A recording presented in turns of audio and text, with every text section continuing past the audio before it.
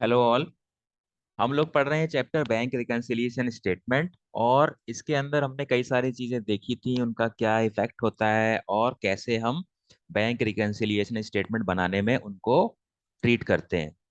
तो हमने cash book का डेबिट साइड अगर गलती से हमने ज्यादा टोटल कर दिया तो उसका क्या इफेक्ट होगा कैश बुक के बैंक बैलेंस पे, या फिर कैश बुक के बैंक बैलेंस का गलती से टोटल कम कर दिया, उसका क्या इफेक्ट होगा और क्या ट्रीटमेंट होगा फिर। और फिर कैश बुक का जो क्रेडिट साइड होता है, पेमेंट साइड, उसको हमने गलती से कम टोटल कर दिया तो कैश बुक के बैंक बैलेंस पे क्या इफेक्ट होगा, उसका क्या ट्रीटमेंट होगा। और इसमें ये चौथा वाला जो ट्रांजैक्शन है वो क्या है, कैश बुक का अगर हमने क्रेडिट साइड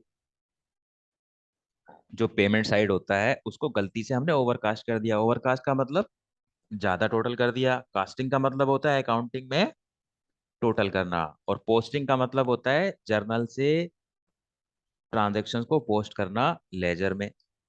ठीक है। तो कैश बुक का अगर क्रेडिट साइड ओवरकास्ट हो गया है तो क्या होगा। तो कैश बुक का रिसिप्ट साइड होता है, पेमेंट साइड होता है। और अगर हम मान लें कि कैश बुक के पैसे आने वाले कितने 10,000 और जाने वाले 7,000, तो बचे कितने 3,000। अब हमने ये जो सिचुएशन थी इसमें गलती कर दी है। इसमें क्या गलती कर दी है, ये जो 7,000 है पेमेंट साइड, इसको 7,000 को गलती से हमने ज्यादा लिख दिया है। तो इसको गलती से ज्यादा लिख दिया मतलब कितना लिख दिया, 8,000 लिख दिया। अब अगर पेमेंट साइड को आप ज्यादा लिख दोगे तो ये जो व्हाइट बॉक्स में जो 3,000 रुपये लिखा हुआ है क्लोजिंग बैलेंस, इस बैलेंस पे क्या असर पड़ेगा।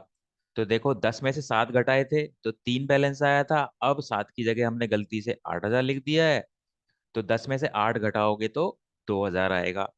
तो इसके कहने का मतलब ये है कि जब कैश बुक की पेमेंट साइड का टोटल आप ज्यादा कर देते हो तो कैश बुक का बैलेंस आपका घट जाता है। तो ये तो थी इसको, इस ट्रांजैक्शन को समझने के लिए कि इसका इफेक्ट क्या होगा। तो अब इसका बैंक रिकन्सिलिएशन स्टेटमेंट में हम ट्रीटमेंट कैसे करेंगे। तो अब ये देखो, पेमेंट साइड को ओवरकास्ट कर दिया तो कैश बुक का बैलेंस 1,000 रुपये कम हो गया। तो ये सिचुएशन थी। इस सिचुएशन को समझने के लिए, ठीक है, कैसे कम मानेंगे इसको, तो इसको समझने के लिए हमने लास्ट वाली स्लाइड देखी थी। तो अब देखो इसका अगर बैंक रिकन्सिलिएशन स्टेटमेंट बनाओगे तो उसमें ट्रीटमेंट कैसे करोगे।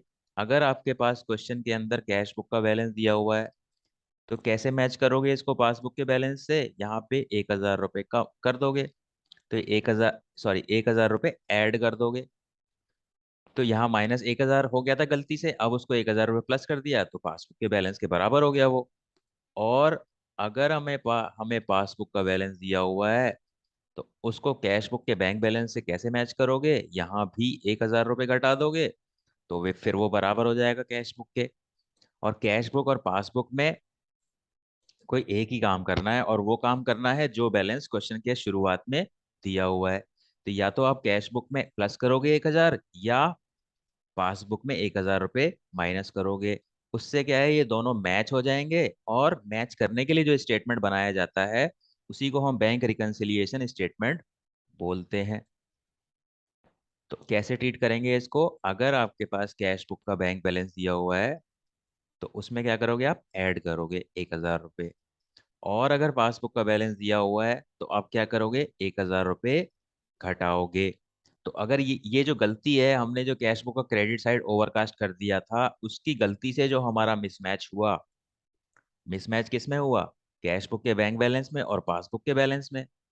क्योंकि हमने अपने कैश बुक में गलती कर दी है, पासबुक में तो गलती हुई नहीं होगी ये वाली पेमेंट साइड के ओवरकास्ट की।